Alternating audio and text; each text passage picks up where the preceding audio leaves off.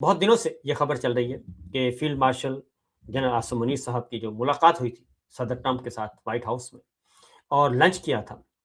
اور اس میں کیا طے پایا تھا، کیا مطالبات تھے، کیا شرائط رکھی گئی تھی، اس کے بعد بہت گڈی گڈی چلتا رہا۔ پھر شہباز شریف صاحب کو بھی لے جایا گیا وائٹ ہاؤس میں، ان کا بھی تعارف کروایا گیا اور بتایا گیا کہ ہم سب سیم پیج پہ ہیں، اور میں جو بھی بات چیت کر کے گیا تو پرائم منسٹر ہمارے جو ہیں وہ بھی آن بورڈ ہیں، سیم پیج پہ ہیں۔ پھر بڑی تعریفیں شروع ہو گئی اور ایران کی جنگ آ گئی، ایران امریکہ جنگ کی، اور اس سے پہلے بھی صدر ٹرمپ بہت زیادہ تعریفیں کرتے تھے ہمارے فیلڈ مارشل کی اور ہمارے شہباز شریف صاحب کی، پرائم منسٹر کی بہت زیادہ تعریفیں کرتے تھے، اور دونوں خوشی سے پھولے نہیں سماتے تھے بلکہ تینوں۔ تو اس پہ بہت زیادہ پھر پاکستان اور بھارت کی جنگ ہوئی تو صدر ٹرمپ نے پبلکلی جو موقف اختیار کیا وہ پاکستان کے حق میں رکھا، اور انڈیا کو، مودی سرکار کو تانے مار مار کے ادھموا کر دیا، طیارے گرانے کا معاملہ۔ پھر امریکہ ایران جنگ ہو گئی، اس میں بھی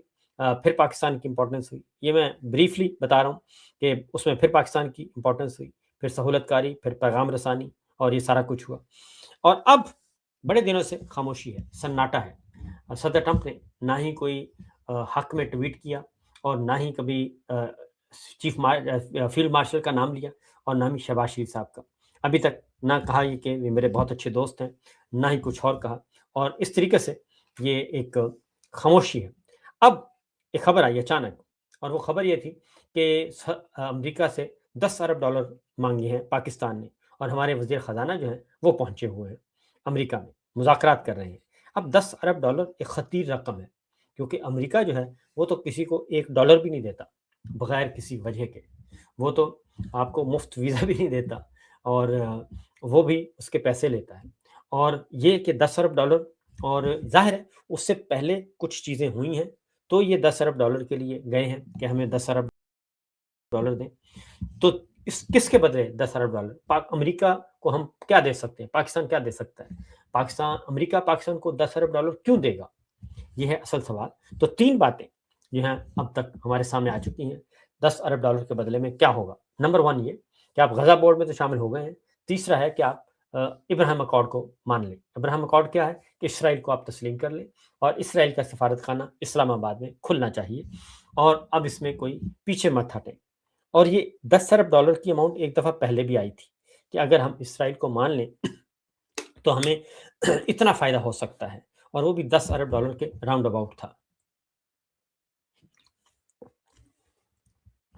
تو اب پھر وہی $10 ارب کی اماؤنٹ آ گئی ہے، اور اس $10 ارب سے پہلے اب جو پیڈنگ کی جا رہی ہے وہ یہ کہا جا رہا ہے کہ چونکہ چائنا کا ہم نے قرضہ دینا ہے، اور وہ $10 ارب کی ادائیگی کرنی ہے، اور وہ فوری طور پہ مانگ رہا ہے، مجموعی طور پر $28 ارب کا قرضہ ہے جو کہ ہم نے چائنا کو واپس کرنا ہے، اور $10 ارب مانگ رہا ہے۔ تو پہلے ہمارا یہ ہوا کہ یو اے ای کے ساتھ پھٹا ہوا، اور یو اے ای نے ہمارے پیسے مانگے تو ہم نے فوراً سعودی عرب کا دروازہ کھٹکھٹایا، اور سعودی عرب سے ڈیفنس ایگریمنٹ کر لیا، دفاعی معاہدہ کر لیا، اور اس کے بدلے میں ہم نے پیسے اٹھائے وہاں سے 3 4 5 ارب اٹھایا، اور وہ یو اے ای کو واپس کر دیا، اور اس نے ہمارا زر مبادلہ کے ذخائر ہمارے ویسے ہی رہے۔ تو سعودی عرب سے لے کے ہم نے یو اے ای کو فارغ کر دیا۔ اب چائنا ہے، اب چائنا جو ہے وہ آپ کو معلوم ہے کہ چائنا امریکہ کی بھی بڑی کمزوری ہے، اور وہ چاہتا ہے کہ پاکستان کسی بھی صورت میں آپ چائنا کے کیمپ میں نہ جائیں فل فلیج، نہ رشیا کیمپ میں جائیں، نہ چائنا کے کیمپ میں جائیں۔ لہٰذا وہاں سے کے لیے ہم نے کہا کہ جناب ہم نے $10 ارب واپس کرنے ہیں، تو آپ ہمیں دے دیں، ہم ان کو دے دیتے ہیں، تو ہم آپ کی طرف باقی زندگی آپ کے ساتھ گزار لیں گے۔ لیکن یہ اتنا سمپل نہیں ہے، وہ یہ کہ وہ اس کے بدلے میں آپ کو $10 ارب تو دے دے گا، لیکن چائنا کا تو قرضہ اتر جائے گا، لیکن اس کے بدلے میں آپ کیا دیں گے؟ تو نمبر 1 ابراہیم اکارڈ ہے، اور اسرائیل کو تسلیم کرنا ہے، بالکل اسی طریقے سے جیسے یو اے ای نے تسلیم کیا ہے، جیسے جارڈن نے تسلیم کیا ہے، جیسے مصر نے تسلیم کیا ہے، اور سفارت خانے کھلیں، پروازیں چلیں، اور آنا جانا ہو، اور مکمل طور پر ان کی حفاظت کی جائے۔ اسرائیلی اگر شہری آتے ہیں، اسرائیلی حکام آتے ہیں تو مکمل طور پہ۔ تو یہ تو پہلی شرط یہ ہے۔ دوسری، $10 ارب کے بدلے میں کیا ہوگا ابراہیم اکارڈ کے بعد؟ دوسرا اس سے بھی زیادہ جو ہے سینسیٹیو معاملہ ہے، کیونکہ یہ لڑائی جو عمران خان سے شروع کروائی گئی تھی اور شروع ہوئی تھی، وہ ہوئی تھی کہ افغانستان سے جانے کے بعد امریکہ نے پاکستان سے اڈے مانگے تھے، فوجی اڈے،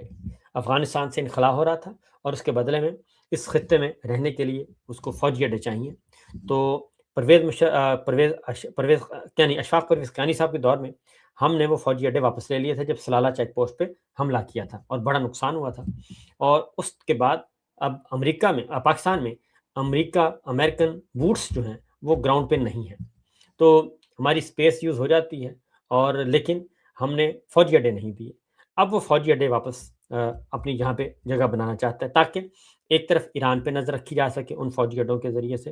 اور دوسرا افغانستان پہ نظر رکھی جا سکے، تیسرا چائنا پہ نظر رکھی جا سکے۔ ایران، چائنا اور افغانستان تینوں پہ نظر رکھنے کے لیے وہ یہاں پہ ایک بہت بڑا فوجی اڈا چاہ رہا ہے، کیونکہ پہلے جو فوجی اڈا تھا وہ قطر میں سب سے بڑا فوجی اڈا ہے، لیکن اب وہ مزید قریب آنا چاہتے ہیں، اس ریجن میں آنا چاہتے ہیں، کیونکہ اگر پاکستان میں فوجی اڈے بن جاتے ہیں تو افغانستان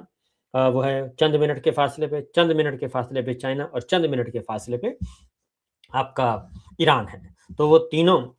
جو ہے ان کے مخالفین ہیں، بلکہ دشمنان کہنا چاہیے، ان سب کو وہ قابو کر لے گا امریکہ۔ اب اس کے لیے وہ فوجی اڈے مانگ رہے ہیں، کیونکہ اس وقت بھی جب عمران خان صاحب کے چل رہے تھے، اس وقت بھی سی آئی اے چیف آئے تھے اور سی آئی اے چیف کی ملاقات نہیں ہو سکی تھی عمران خان کی، اور پھر عمران خان سے ایک انٹرویو ہوا، انہوں نے ایبسلیوٹلی نوٹ کہہ دیا کہ یہ تو ممکن نہیں ہے فوجی اڈوں کا، اور اس کے بعد پھر یہ رجیم چینج آپریشن ہوا تھا۔ رجیم چینج آپریشن شروع ہوا، رشیا بنیاد بنا، لیکن پیچھے یہ بھی تھا معاملہ اب، اور اس کے بعد پاکستان مسلسل سی پیک کی طرف جا رہا ہے۔ جنرل باجوہ صاحب سے ایک دفعہ پوچھا گیا تھا، وہ میں کسی کو سنوا بھی دوں گا آپ کو، کہ اسلام آباد میں، تو انہوں نے کہا تھا کہ جناب دیکھیں ہم تو ہیں ہی آپ کے، ہم تو سارے امریکہ کی طرف دیکھتے ہیں، ہمارے بچے امریکہ کی طرف، مغرب کی طرف، یورپ کی طرف دیکھتے ہیں، آپ تو ہمیں خود زبردستی دھکیل رہے ہیں چائنا کی طرف اور رشیا کی طرف، تو لہٰذا آپ ہمیں ویلکم کریں، ہم واپس آ جائیں گے۔ تو یہ صورتحال ہے۔ دوسرا یہ ہو گیا فوجی اڈوں کا معاملہ۔ تیسرا مطالبہ جو ہے وہ ہے چائنا سے آپ کے تعلقات جو ہیں، چائنا سے آپ کے تجارتی معاشی تعلقات اور اسٹریٹجک ریلیشن وہ ذرا کم کریں اور امریکہ کی طرف آپ واپس آئیں، اور اس میں اب سی پیک منصوبے میں 62 ارب ڈالر کی سرمایہ کاری ہے چائنا کی،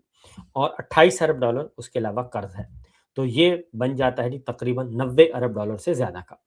معاملہ۔ اب اگر آپ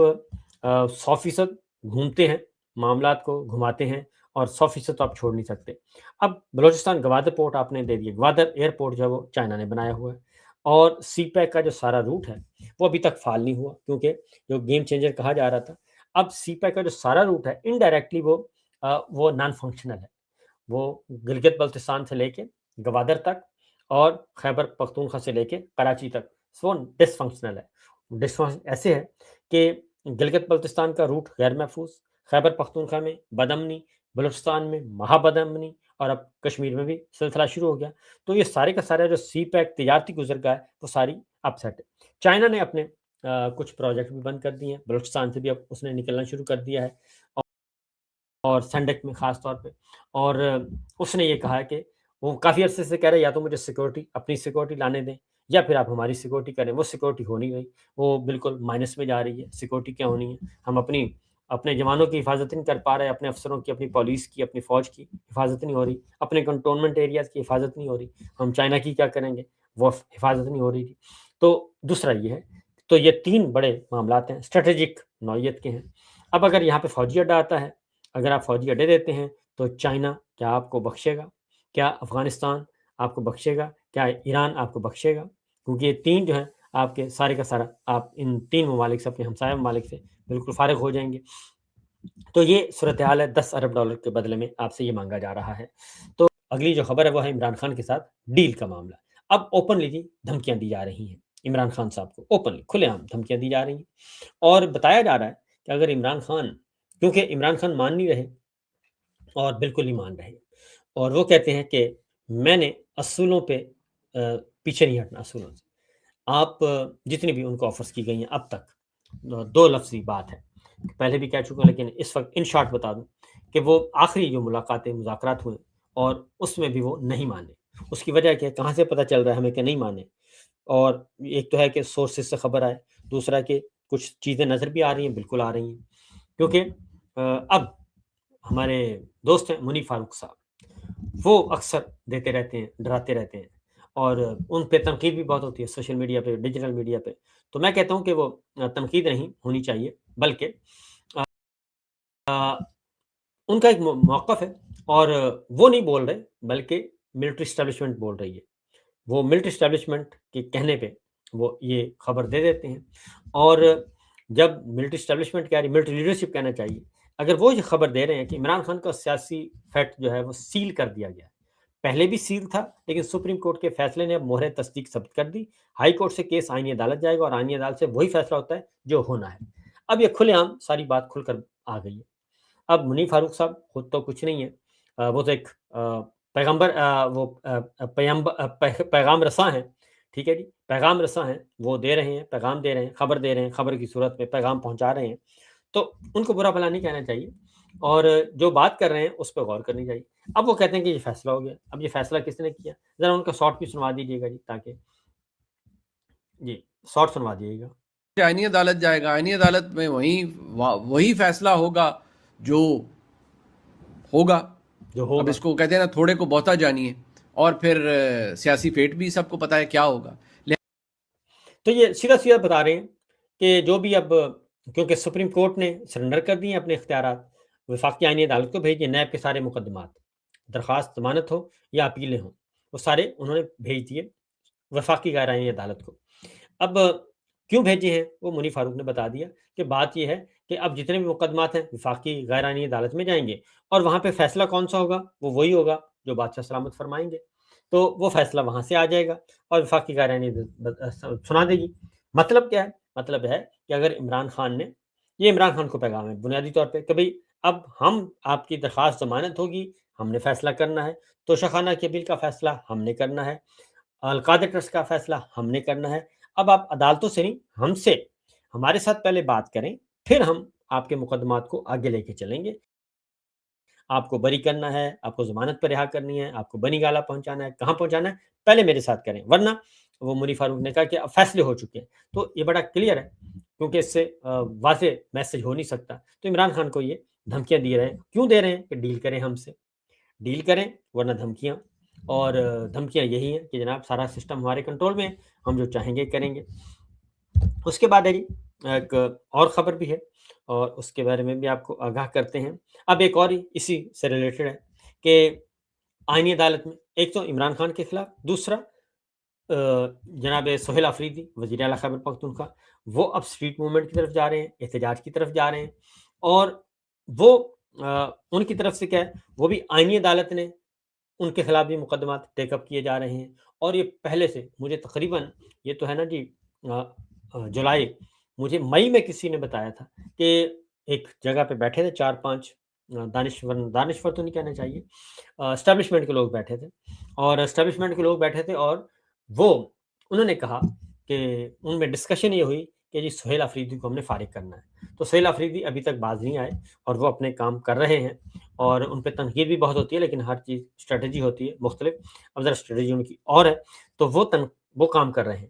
اب وہ کام کر رہے ہیں، 5 اگست کی کال آ چکی ہے، اور انہوں نے کہا عشق عمران کا وقت آ چکا ہے، اب ذرا ہم مختلف طریقے سے آئیں گے، گولیاں بھی نہیں چلائیں گے، مرنے بھی نہیں دیں گے اپنے لوگوں کو، علیمہ خان بھی کہہ رہی ہیں، اور سہیل آفریدی، پارلیمانی پارٹی، سارے کہہ رہے ہیں۔ ذرا سنائیے گا جی شفیع جان کو۔ اسی عشق عمران کا ٹائم آ پہنچا ہے، تحریک انصاف کی تمام لیڈرشپ کے لیے بھی یہ پیغام ہے، اور اس حکومت کے لیے بھی یہ پیغام ہے۔ تو وہ کہتے ہیں عشق عمران کا وقت آ چکا ہے۔ اب سہیل آفریدی کو کس طریقے سے دھمکیاں دی جا رہی ہیں؟ پہلے علیمہ خان صاحبہ کو دھمکیاں دی گئیں کہ ہم آپ کو سزا سنا دیں گے، ان کو بھی پیغام نجم سیٹھی صاحب کے ذریعے سے ملا کہ علیمہ خان صاحب کا کام تو ہو گیا جی، اور وہ بات نہیں آ رہی، اسٹریٹ موومنٹ شروع ہو گئی ہے، اور انہوں نے خیبر پختونخوا میں عوامی رابطہ مہم شروع کر دی ہے، لہٰذا ان کا کام بھی ہو گیا، ان کو بھی سزا، وہ بھی پیچھے نہیں ہٹی، اور وہ نکلی ہوئی ہیں، اور للکار رہی ہیں اسٹیبلشمنٹ کو بھی اور حکومت کو بھی، اور عوام کو اٹھا رہی ہیں، جگا رہی ہیں عوام کو کہ آپ نکلیں، اتحاد پیدا کریں، اتفاق پیدا کریں اور کریں۔ علیمہ خان کو بھی دھمکی دی جا رہی ہے کہ ہم آپ کو سزا سنا دیں گے 26 نومبر کے کیس میں، اور عمران خان صاحب کو بھی دھمکیاں دی جا رہی ہیں کہ ہم آپ کو سزا سنا دیں گے، اور ہم آپ کی اپیلیں خارج کر دیں گے، ہم آپ کو جیل میں رکھیں گے۔ سہیل آفریدی صاحب کو کیا کہا جا رہا ہے؟ سہیل آفریدی صاحب کو جی 2 درخواستیں ان کے خلاف گئیں آئینی عدالت میں، اور دونوں ہی درخواستوں کو سنے بغیر جو ہے وفاقی غیر آئینی عدالت نے سہیل آفریدی صاحب کے خلاف عبوری آرڈر پاس کر دیا. اور ایک ہے کہ وہ کہتے ہیں کہ جی ایک درخواست تھی آپ کی متعلقہ تھی الیکشن سے متعلق تھی. ہاں جی الیکشن سے متعلق تھی. الیکشن میں مداخلت وہ جو عمر ایوب صاحب کے حلقے کا الیکشن ہوا تھا اس میں انہوں نے جلسہ کیا تھا, ایک تقریر کی تھی اس کی بنیاد پہ, اور کہ ان کو ڈسکوالیفائی کریں. پھر ایک اور درخواست ہے اور وہ یہ ہے کہ سہیل آفریدی صاحب کو فارغ کیا جائے چونکہ ان کو نامینیٹ کیا تھا عمران خان صاحب نے, اور عمران خان صاحب جیل میں ہیں اور وہ سزا یافتہ ہیں اور نامینیٹ نہیں کر سکتے. اس طرح کی 2-3 درخواستیں آئینی عدالت میں یہ ہے. اور پھر نیب کی تو چلی گئی ہیں, تو 2 چیزیں یہ آ گئیں. دونوں کیسز جو ہیں وہ حالانکہ ایک میں وسیم ملک ہیں, وہ بتاتے ہیں کہ ایک میں تو وکیل بھی نہیں تھے اور وکیل کو سنے بغیر ہی وفاقی غیر آئینی عدالت نے آرڈر پاس کر دیا. تو اس طریقے سے ڈرے ہوئے سہمے ہوئے جو لوگ ہیں یہ کام کر رہے ہیں.